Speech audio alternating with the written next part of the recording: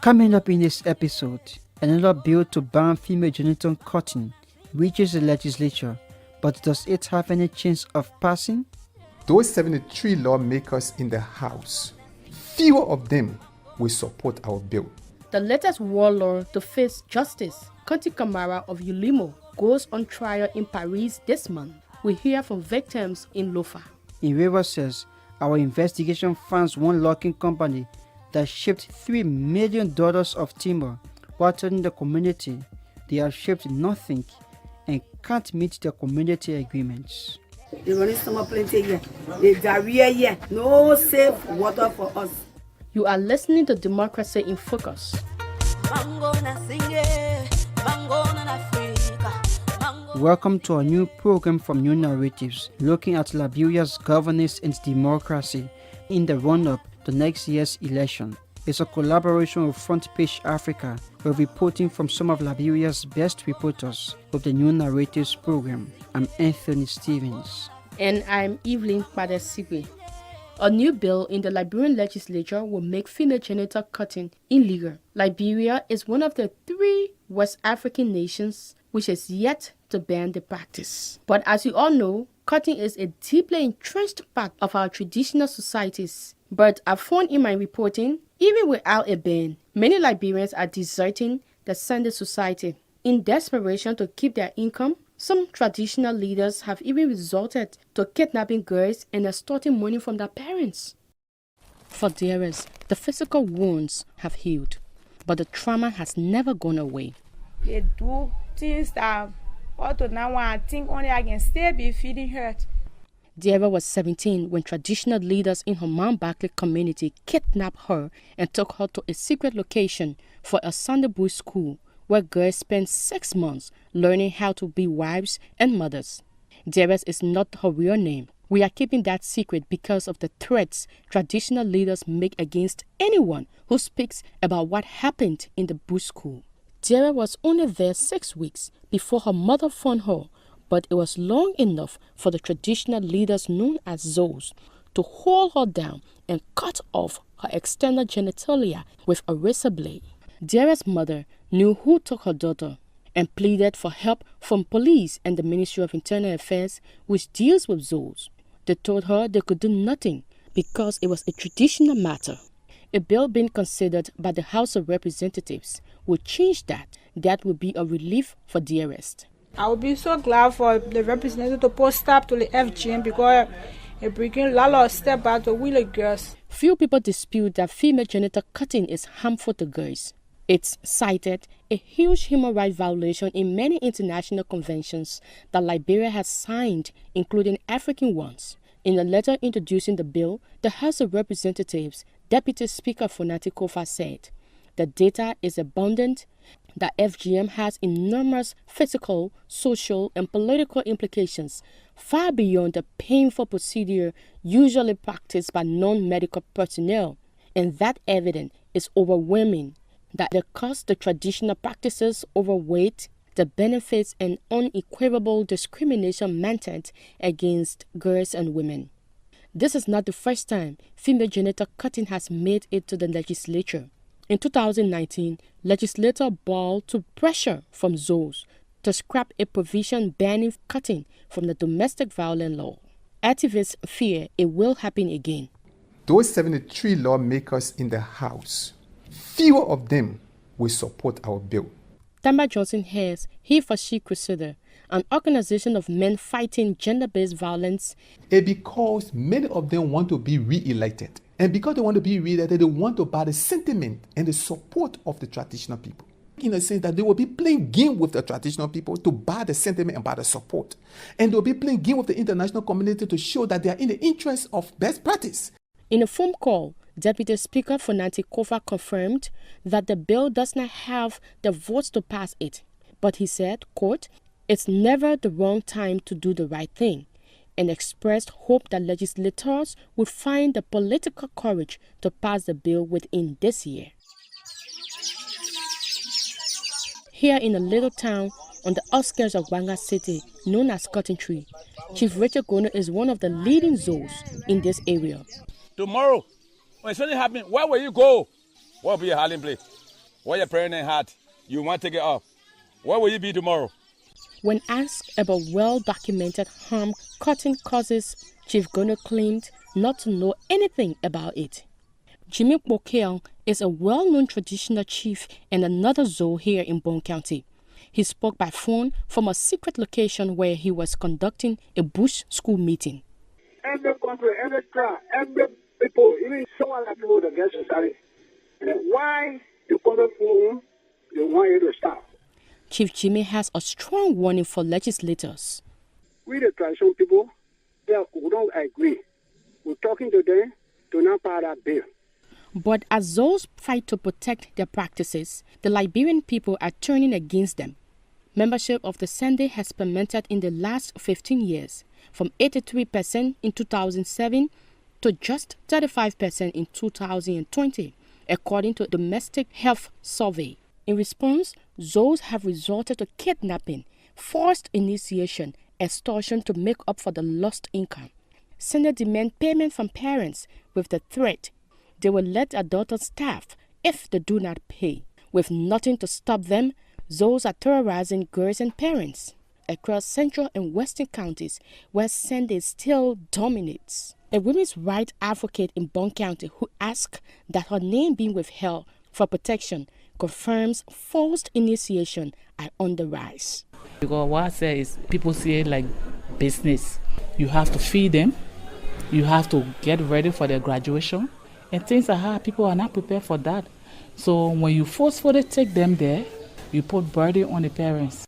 Chief Gono claimed to discourage forced initiations, but many zoos are not listening. Mothers like Dearest, who decide not to subject their daughter to the same harm they suffer, end up with the choice taken away from them. Deborah Parker is Dearest's mother. It's sorrowful treatment of the children that they can carry. They carry them, they maltreat them, they take them, they drag them, they stigmatize them in the community by carrying them. And you will never see money for children going there, only we the poor people children. If the law is passed, it will theoretically compel law enforcement to protect girls from the Sunday. This is what Parker wants to see. A year back, when they forced our children into the FG or something, we advocated that we wanted justice, we wanted lawyer, we wanted for the woman who carried them to be prosecuted, and we never saw no here, nothing.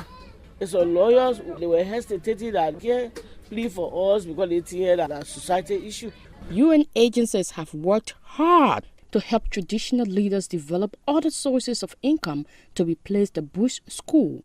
To find out more about what the UN was doing to stamp out cotton, I spoke with Theodota Makaida, who is the Program Technical Specialist for UN Women's Spotlight Initiative.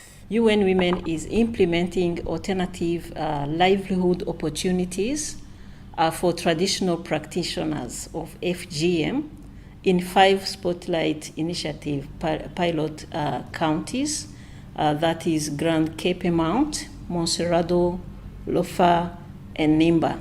It's actually 4. So under this program, 300 traditional FGM practitioners have benefited from alternative livelihood programs. And the program components included namely climate smart agriculture training to enable the traditional practitioners engage in productive farming activities, training and support in business development and literacy, and also Village Savings and Loans Association. And also UN Women issued some small grants as revolving fund for alternative livelihood initiatives. So UN Women is also in the process to avail for vocational and heritage centers to preserve and promote beneficiaries' cultures, customs, and traditions, while also acting as resource centers and training facilities for the zoes and girls in the communities to gain business skills. And they are built specifically on pieces of land that previously sheltered the bush schools where FGM was practiced.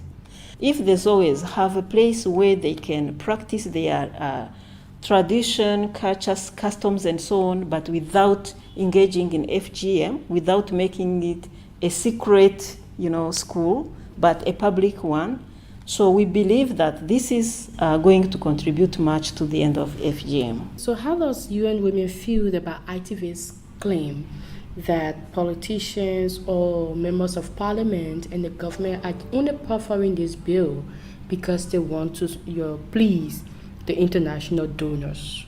UN Women has been engaging with the government as well as traditional leaders since 2019.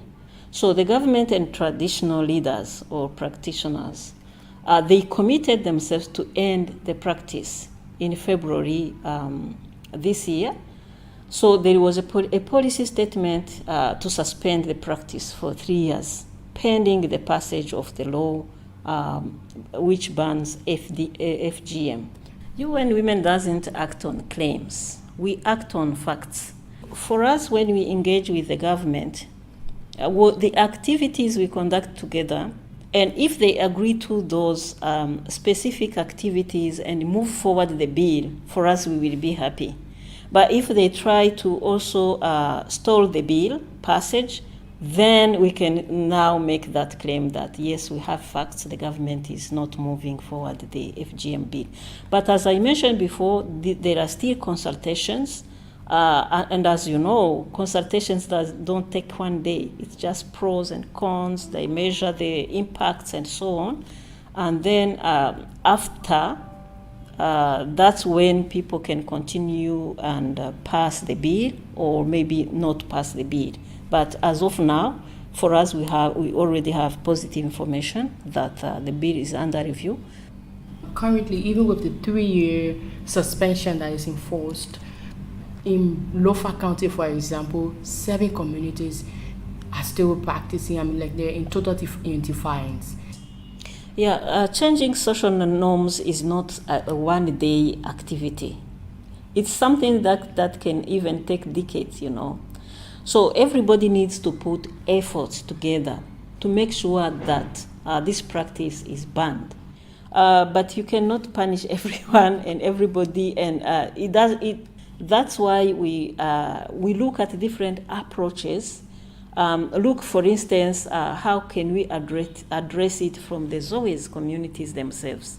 How can we address it from a political point of view? Having a bill in place, knowing that there is a bill to punish and also prevent the rights of the girls.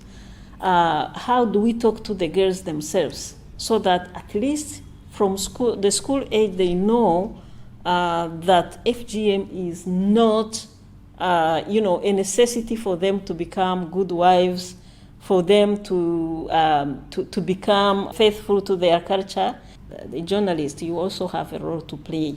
So we count on you very much to also help us in ending this practice. From the language you use, from how you talk to politicians, from how you talk to communities, and also on how often do you talk about this issue in your reports.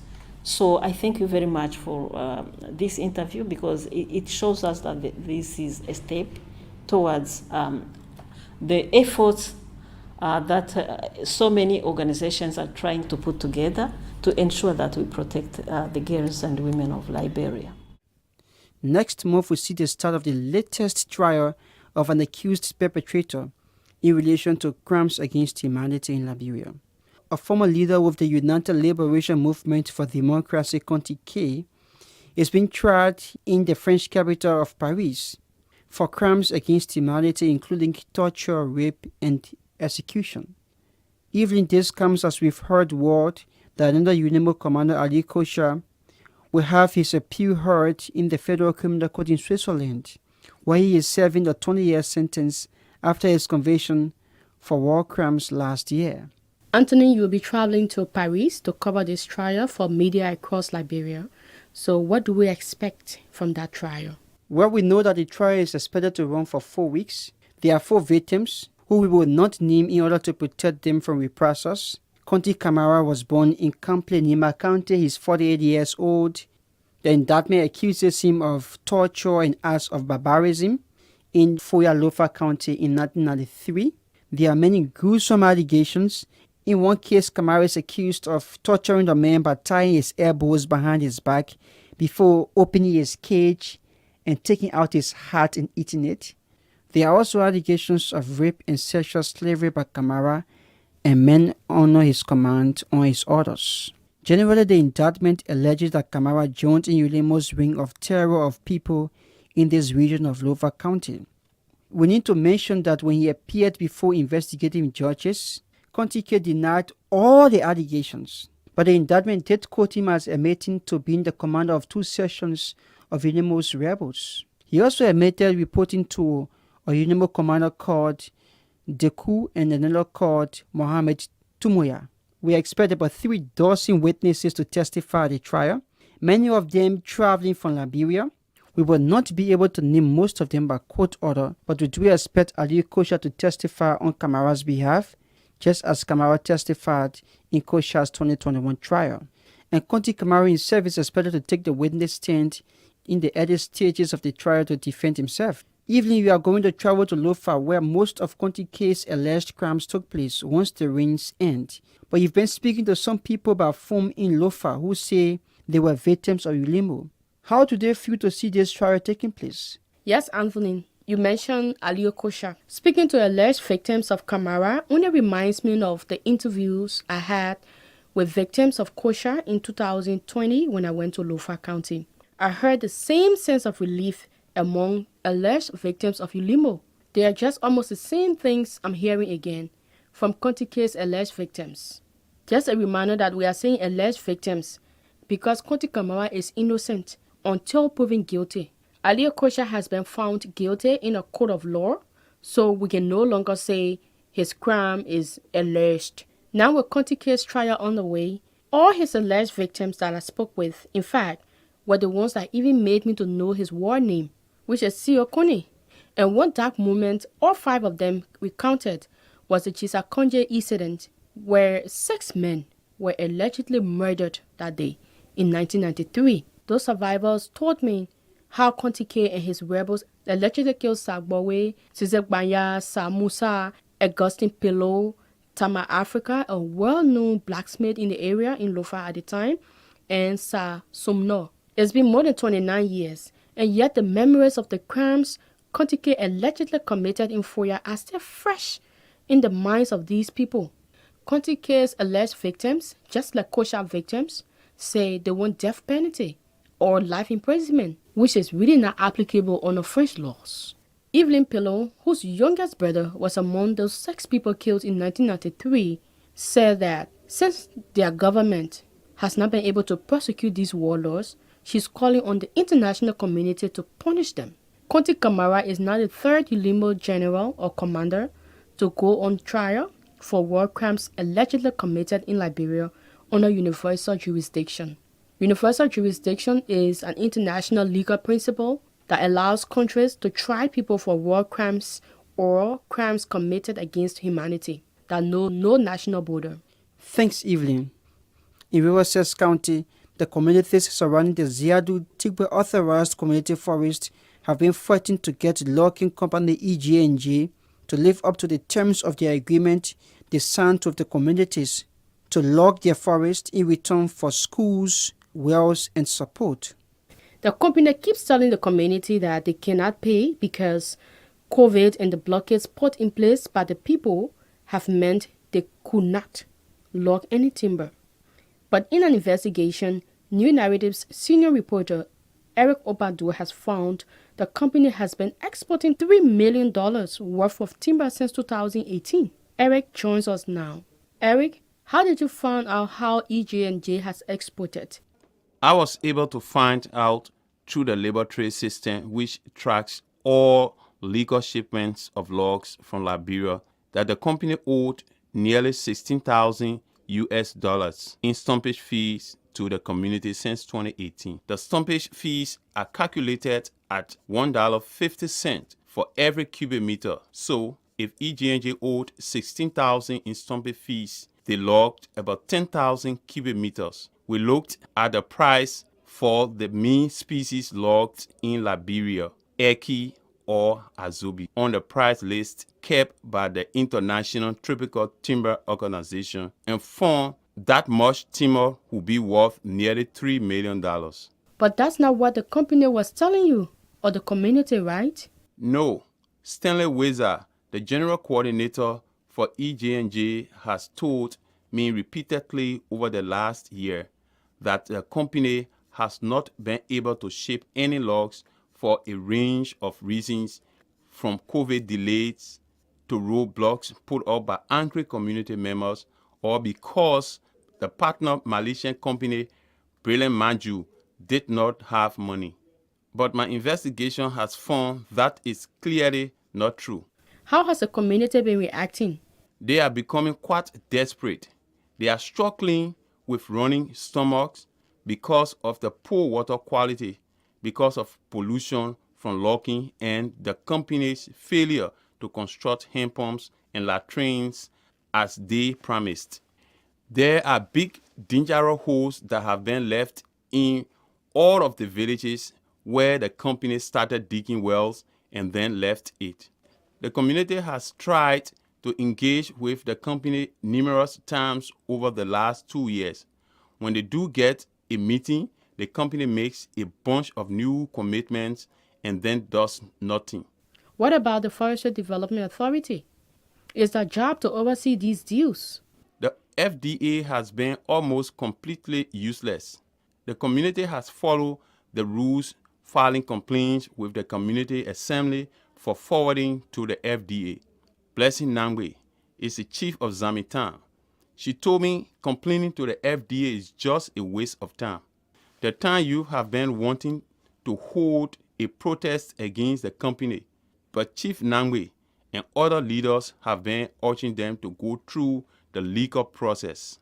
The Sustainable Development Institute has been working with the community to help them pursue a lawsuit with the help of Heritage Partners, a leading law firm in Liberia that has been providing pro bono help to other communities facing these troubles. So for now, we will have to see how that goes. What is happening in Riverside is happening across the country. I spoke with James Otto, head of SDR, to find out more. The failure of the companies to comply with the social obligation is not based on their shipping of logs. They have an agreement with the communities. Their agreements are based on time-bound relationship, and the companies are supposed to comply. So, for example, the company is supposed to ensure that they respect timely consideration in the provisions of the MOU. So, the side effect one community loss is forest value areas. So as logging takes place and the community is unable to get its benefits, they are unable to live up to their livelihood sustainability. Also, the communities gets fragmented because when companies fail to comply with social agreement, there are other things that are connected to it. So, for example, the trust between the CFMBs and the greater portion of the community gets broken. Because there are people that are living with some level of expectations, some level of anxiety, some level of misinformation that, okay, the CFMB has collected our share of the money and they haven't been able to give that to us, whereas the company has failed or is reneging to fulfill its obligation under the social agreement. So a whole range of social disconnect, social infrastructure are broken down, communication barriers and all those kind of things. Those are the impact that happen in the community. So, and also the fact that they do not have that strong backing again from our state to stand out to ensure that the company pay the money, make them feel vulnerable. Does it cost the government anything? And if so, what impact it has on the government? It does. It costs not just the government. The government by word is the people. These are resources that should be going back into the communities. And these resources should contribute towards education, to better health care, to more improved livelihood for communities, which then contribute toward nutritional sustainability for community members. And when the people lack these basic social services, then it has implication for the state. Then the state need to provide more medicine for that community. Then the state needs to provide more education facility for that community. Then the state needs to provide more environmental social protection for those communities.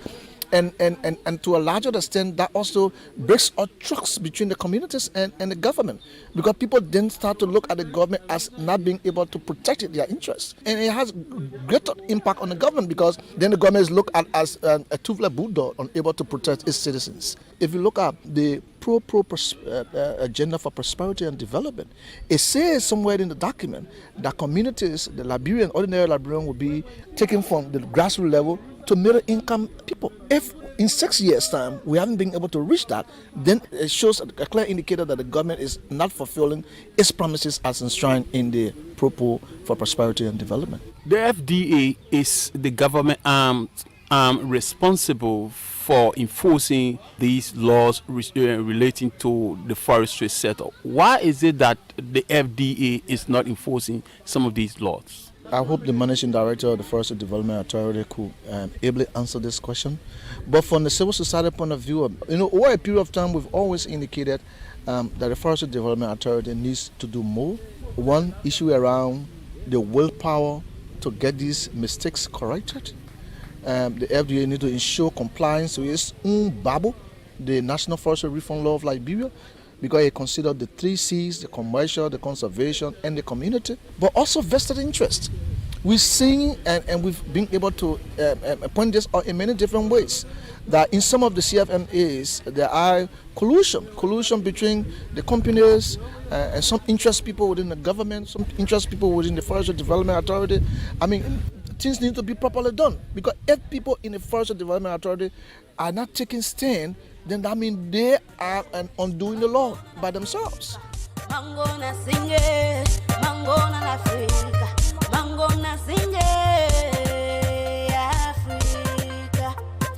That's all we have for now. In our next program, you will hear from Paris, the trial of Konji K, and we will hear from the alleged victims of Yulumo in Lofa County. And we'll hear the latest from the Liberia Anti-Corruption Commission after that controversial government overhaul. You are listening to Democracy in Focus. If you have a story suggestion or want to let us know what you think about our program, text us at WhatsApp number +231 770 960 297. You can also comment and follow us on Facebook at New Narratives, or check out our website newnarratives.org. I'm Anthony Stevens.